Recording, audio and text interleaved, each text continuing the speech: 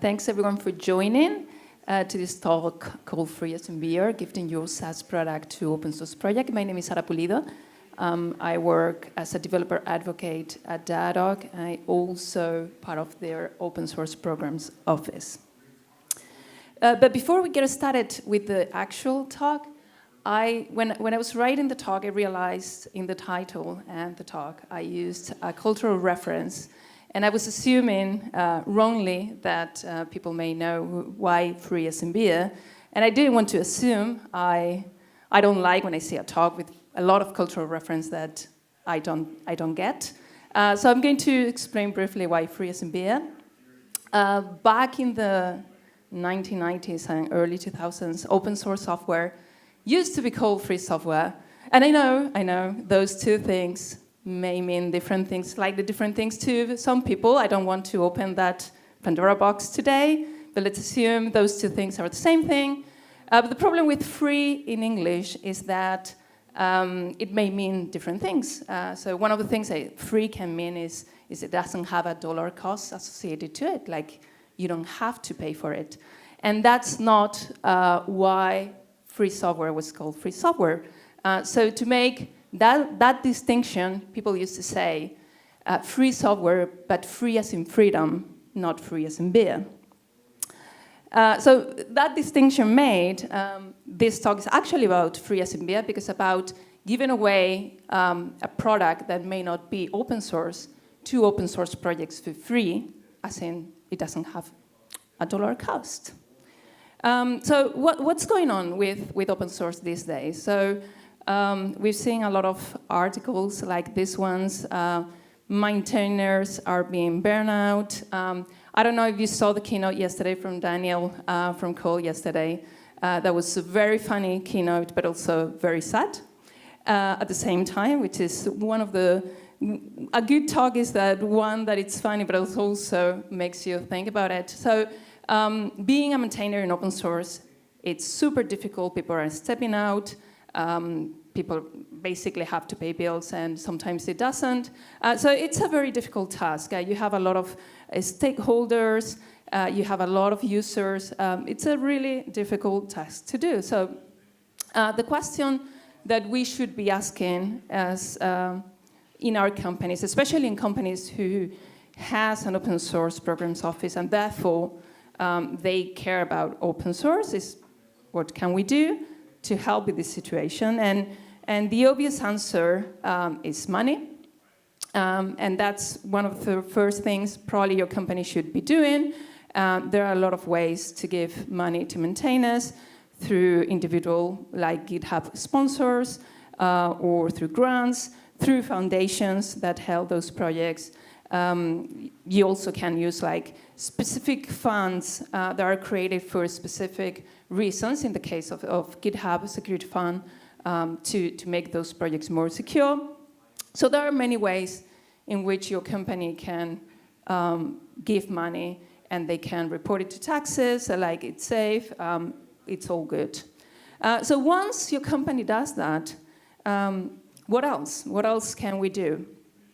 And one of the things that you can do as a company, if you have a product that is, you have to pay for it, but they can make maintainers' life easier, like products that make software development easier, or products that help running your documentation, or products that help triaging your issue, whatever it is that makes maintainers' life easier. A good way to give back is to give it for free, as in beer, like removing that dollar cost from it. And whether projects should or shouldn't is another question. I do believe that we should give the best tools out there to maintainers, and they should be able to use them, or at least have the option to do. Paris, who has been on open source programs office for a long, long time, also believes this. I do believe this, and I'm happy to discuss during Q&A. I think projects at least should have the freedom to choose whatever they want to use. And obviously, if There are tools out there that are super expensive. We are, in a way, removing the freedom of choice because basically they cannot pay for it. By removing that dollar cost, they can make their own decisions. They can use all the whatever tools out there, open source or not, that they think it's going to help them become more successful as maintainers. And this is exactly what we do at Datadog. Datadog, it's a clear product to give out because it's an observability platform and security platform. So projects can use it to help monitoring their infrastructure that they run in clouds. They can use it for improving their projects by running profiling, products like profiling or APM to try to improve performance of the projects. They can use our security tools to make sure that the dependencies that depend on are secure as well. So they can do a lot of, it's a clear match. So that's why we started running this project where we give away Datadog for free to open source projects who may benefit from them. So some stats. The program started in 2017, so we've been running this for 8 years. I joined Datadog in 2019, so it was actually already set when I joined, but I took over afterwards. Right now we have more than 25 projects, open source projects active, using Datadog today. We do more or less 2 to 3 reviews per month, depending on how many of those we get. It's, as you see, it's still very lightweight. We try to convince more open source projects to apply. And we do yearly audits with those projects to make sure that they're still benefiting from the program. But all in all, it's working quite well. We are quite happy to run this program as part of the OSPO. So we give projects some guidelines when they apply. So, and again, these are basically guidelines. They can apply nevertheless, and we will review them. But some guidelines the project. We prefer projects who have been at least for a year running, so we make sure that it's not the typical project that is not going to build a community around it. Again, same thing. We prefer projects who have at least 5 contributors, regular contributors, so we make sure that the project is there for the long run. Ideally, 2 maintainers from different companies. So we make sure that it's a project that it has an ecosystem outside a single company. We expect the monitor infrastructure to connect directly to the project. So if you have to run test runners in the cloud, that's a clear example. If you're using Datadog to profile your code, that's a clear example. It has to have a clear connection that benefits the project itself. And finally, we ask single projects to apply. So we prefer to review those projects one by one instead of reviewing a whole umbrella or a whole foundation that wants to apply. That's one of the guidelines that we ask for. And we also, once those projects are part of the program, we may ask things in return. All of these are optional. So depending on the project, depending on how they're going to use Datadog, we may ask one thing or other. A clear one is adding us as sponsors. Datadog is not a cheap product, and the dollar amount equivalent to giving it for free is quite high. So basically, if they're using Datadog and they're benefiting from it, usually they add us as sponsors on their list of sponsors. Obviously, these projects get a lot of telemetry into Datadog. They get a lot of information that is not useful only for the amount of people who have access to the account, but the whole community. We ask the projects to be as transparent as they can about their data, so they can benefit the rest of the community. So if they're running, for example, CI visibility, so they can have all the data about what tests are running well, what tests are flaky, how long it takes to run the tests. All that information is very useful for the whole ecosystem of the project, not only the reduction number of people who have access to Datadog. So they usually publish those publicly, so the rest of the community in those projects can also see that. If they're very successful, they have a good story to tell. Sometimes they want to write blog posts in their own blogs or in our blogs to talk about a specific thing that they did with Datadog that was very successful. Similar to that, if they want to talk in one of our events, we have our own vendor conference in New York every year, and also regional conferences around the world. So if they have a great story to tell and they are happy to talk about it, we may invite them to talk in one of our events. And finally, like the use case of running Datadog for open source projects is very different from commercial projects that may use it. So we sometimes like to set them in meetings with PMs to give us feedback if they're running on special use cases that we hadn't thought about, to make sure that Datadog improves over time and gets better and better for open source projects, not only for commercial customers.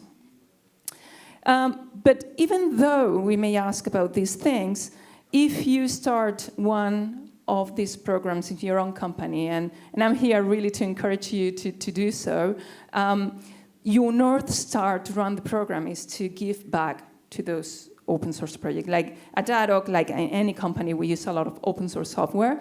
And the reason why you run these programs has to be to give back to these projects. If your motives are wrong, if your motives are more like you're trying to make a marketing stunt or doing something like that, it's not going to work.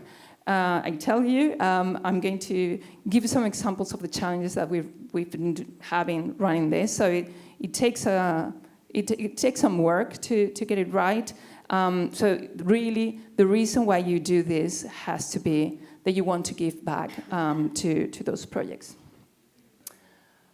So how does it work for Datadog? So we try to keep everything very light as much as we can. So projects, basically what they have to do is they have to fill this form, like only 4 fields, like what project it is, what license it has, and nothing a lot more than that, a little bit of description of the project itself. And then we start running, like they all go to a queue, and we do a very light review acceptance process. So the first thing that we do is to contact them to get some information about what infrastructure they need to monitor, if they need to monitor any infrastructure, how they plan to use Datadog, what are the reasons why they are applying to this program. Usually all this happens synchronously on email. If needed, we run a small meeting with them if we need to clarify some things. Once we have all the information we need, we have a small board where maximum 3 people, where we review if they qualify to the program, and we accept them, or we reject them. And if we reject them, we tell them why and how, when they can reapply for it. And once they get accepted, is super quick. We only ask them to create a trial account in Datadog, and then we contact our sales team to switch their billing account to be open source instead of trial. So from that moment, they can use as much as they can, and without they won't get billed. So in a lightweight process like this, what about legal?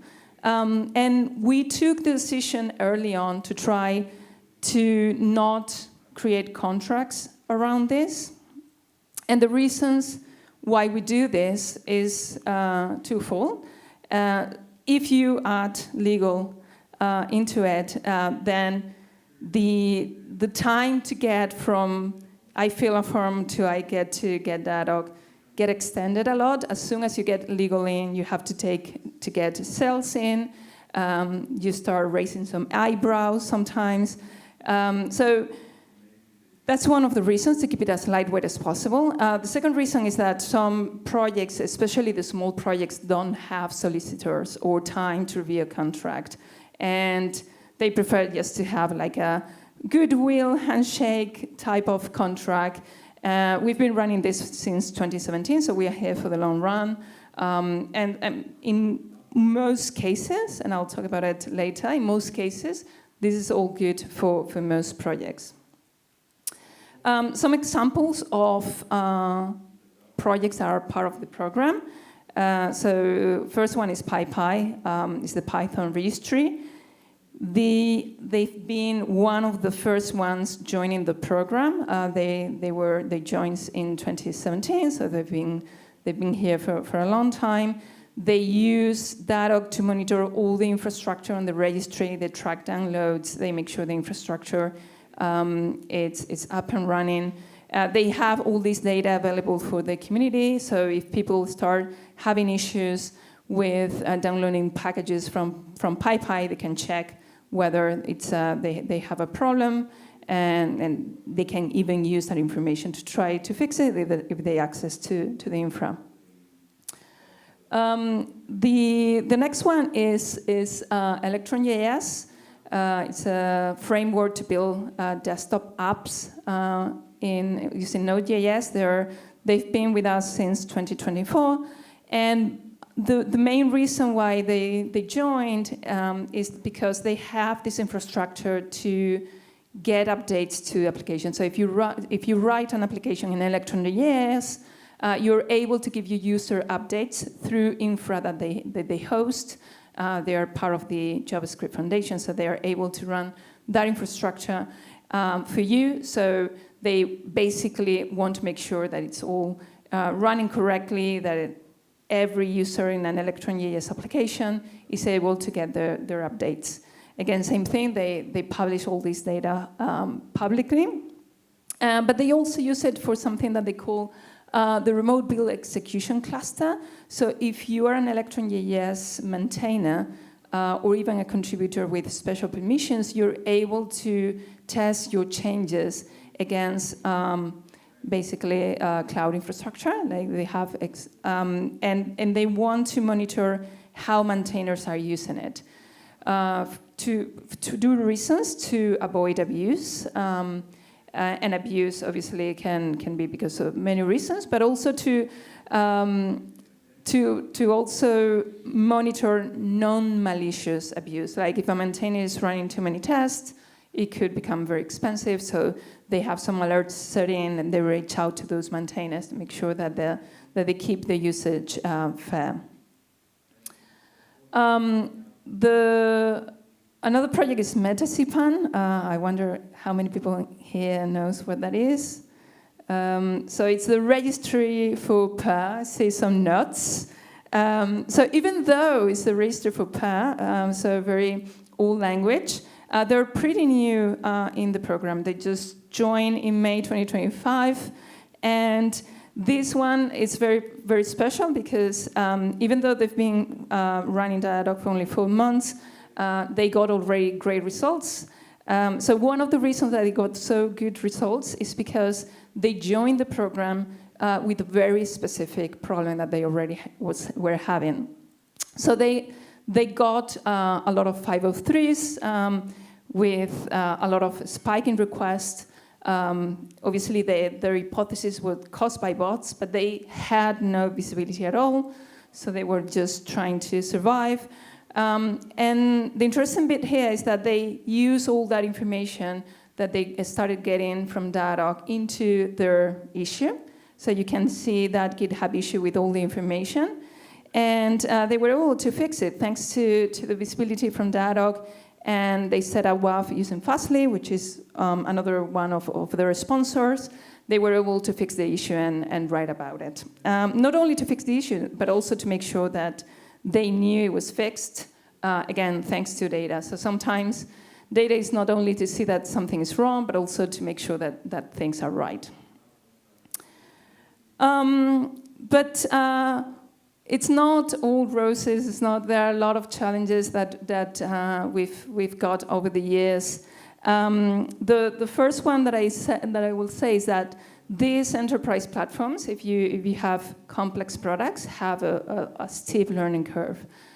So those projects may not get the value they expected right out of the box. Like, we try to help them a lot, but they have to learn the platform. Many of the maintainers who apply to the program are already Datadog users in their own company, so that makes things a little bit easier, but that's not always the case. And that's related with most contributors contributing their spare time, so they really don't have that much time to be able to get all the value from the platform. And those contributors and maintainers may change over time, and except for Cole, apparently. And once you establish that relationship with a maintainer that applied to the program, that it's using Datadog, you have to make sure that you're able to continue. But then suddenly that relationship may be broken because they've moved on to something else. And legal is also a challenge. I mentioned before that we took the decision of basically not doing contracts, and that works perfectly fine 95% of the times. But sometimes when a big project wants to apply and they're part of a big foundation, sometimes there are a little bit of pushback. Those foundations do have solicitors, they want contracts, and we need to push back again and say, okay, we are not going to sign a contract. We've been running this since 2017, and that it's the way the program is run today. And thankfully, so far, we've been able to push back, and we've got projects that are under a big foundation that were able to join the program without having to sign the contract. But it's a challenge. Like, they need to accept that that's the case, and sometimes it's a little bit slower because of that. So how do you overcome some of the challenges? So one of the things that we do is to do several check-ins with maintainers during onboarding. So as soon as they get accepted into the program, we ping them regularly, like, how it's going, do you need a meeting, are you getting value already, etc. So to make sure that, first of all, they can ask you questions if they have problems. Sometimes they don't ask questions because they don't want to be annoying. But then actually they actually have a question, or just to make sure that they're being successful.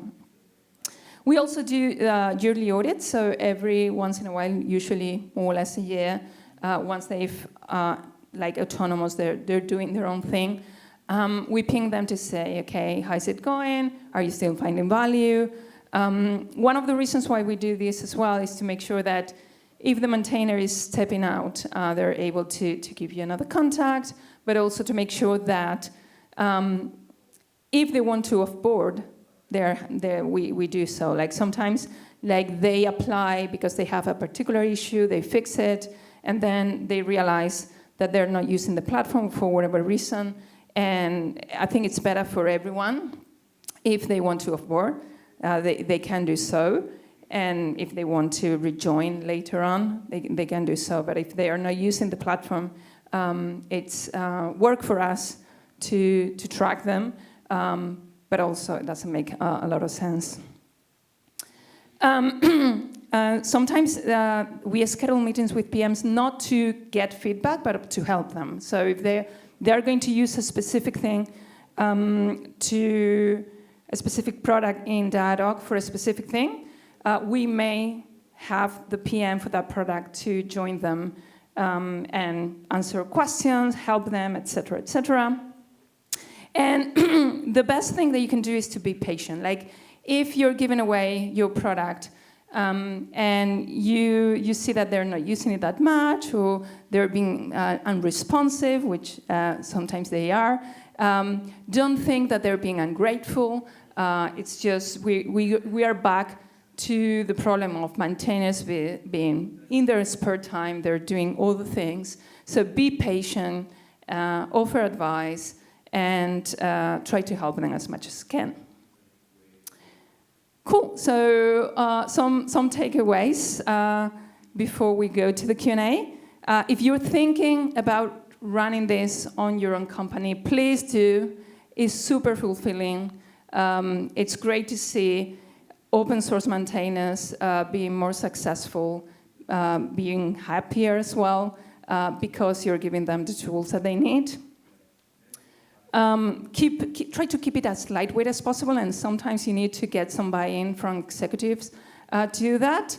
But be on the side of pushing to try to get a very lightweight process, because it's going to help a lot the projects. It's going to help you a lot as well. If you're part of an open source programs office, you have a lot more things that you need to care about. So by keeping it lightweight helps you as well. Build a partnership relationship with maintainers. Maintainers want to get the best of your product. So build that partnership. Talk to them, set meetings. Make sure you understand how they want to use Datadog or your product, and how you can help them being more successful.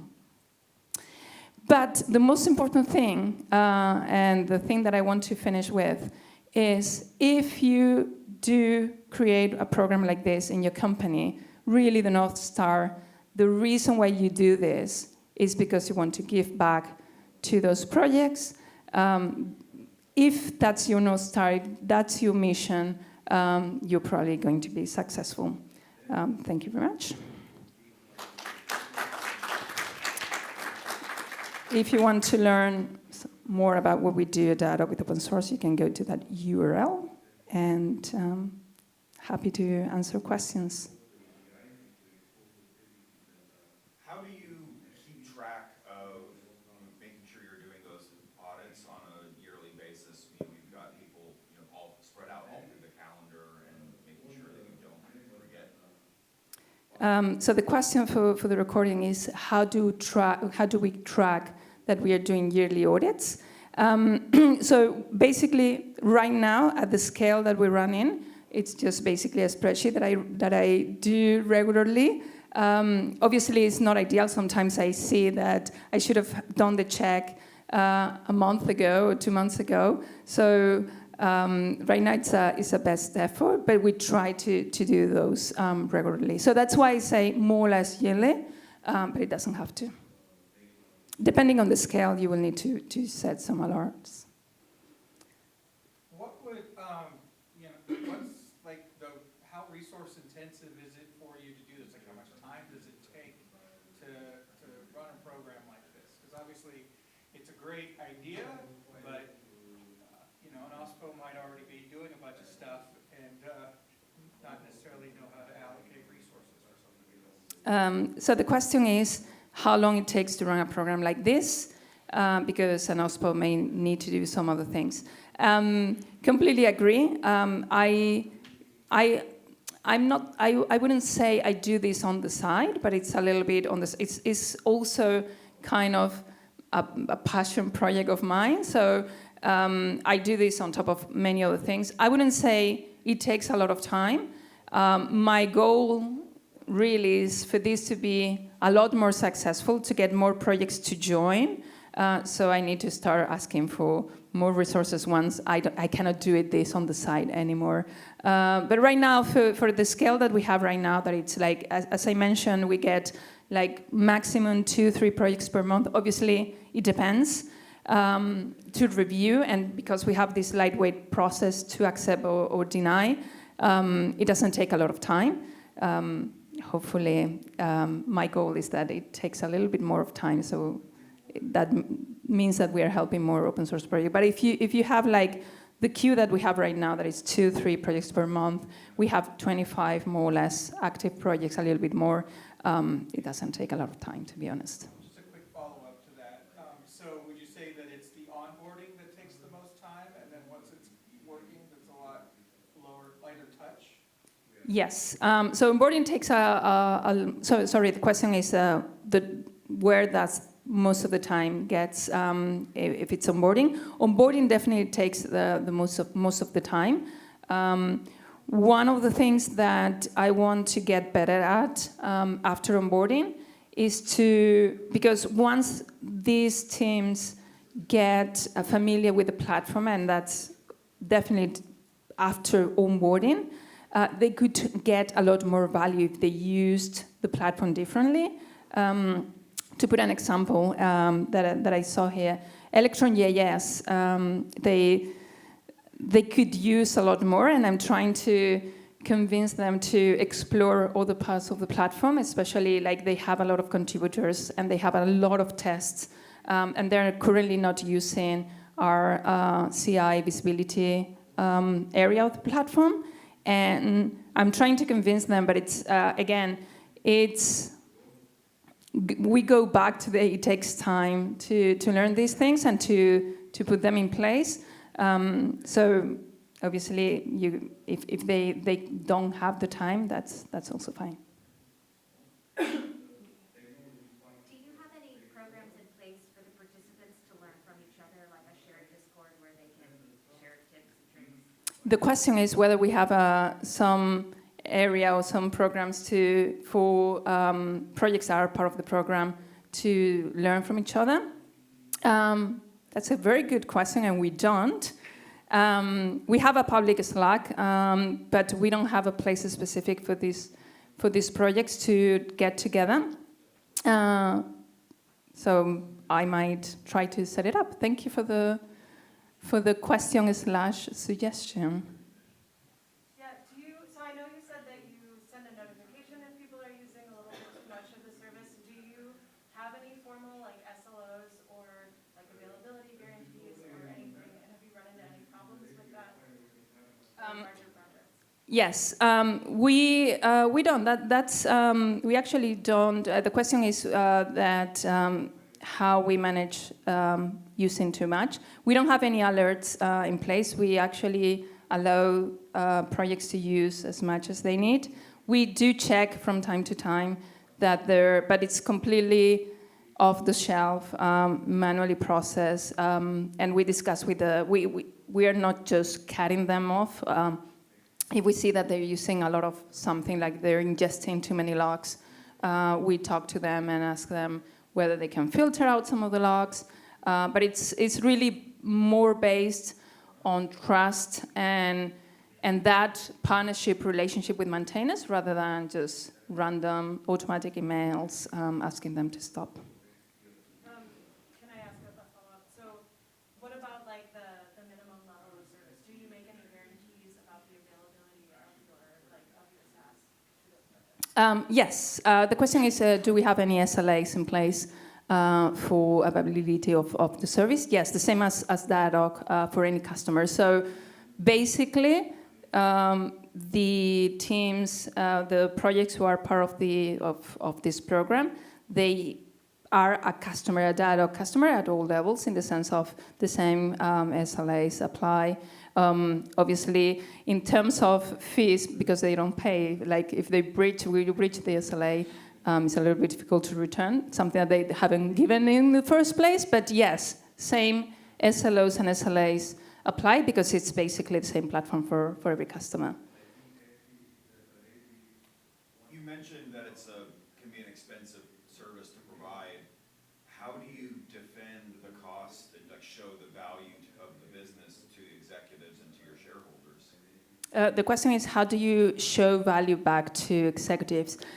So again, the good thing is that we already have a buy-in. So this program was started in 2017 by our now VP of Community and Open Source, Jeremy Garcia.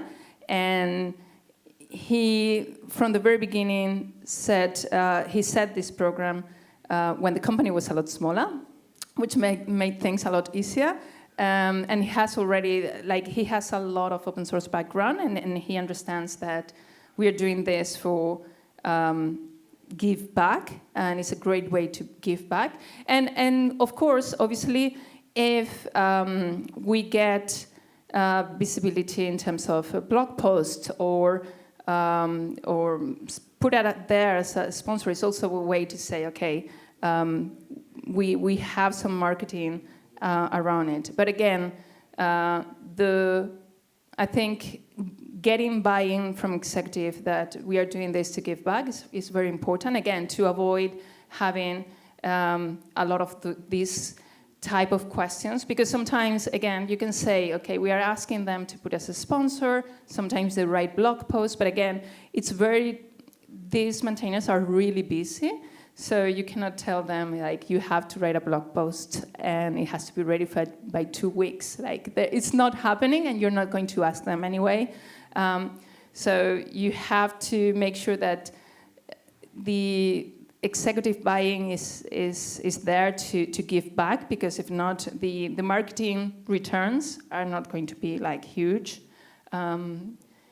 So that's the way to sell it, I'm afraid.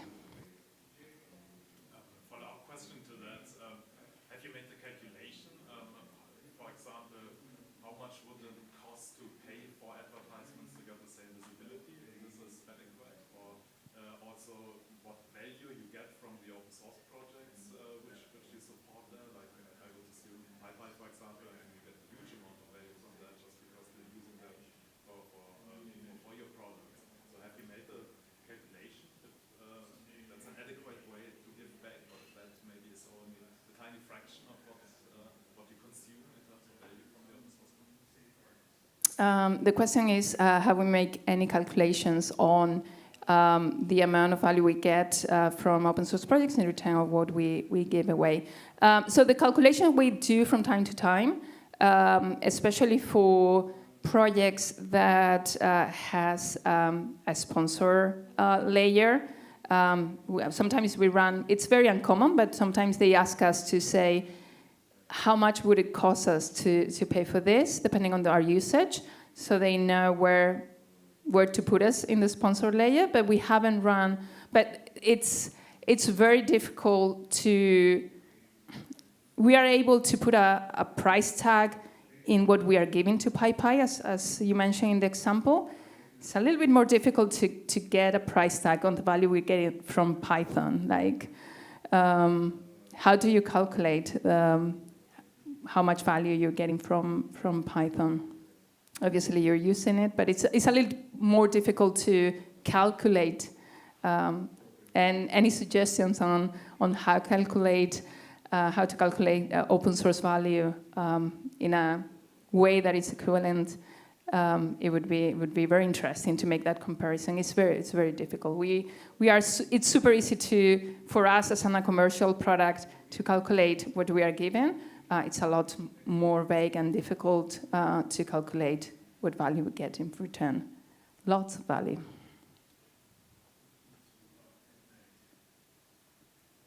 Any other question? Cool. Thanks a lot. Thanks for joining, and thanks for the Q&A. It was fantastic to see the participation. So thanks a lot.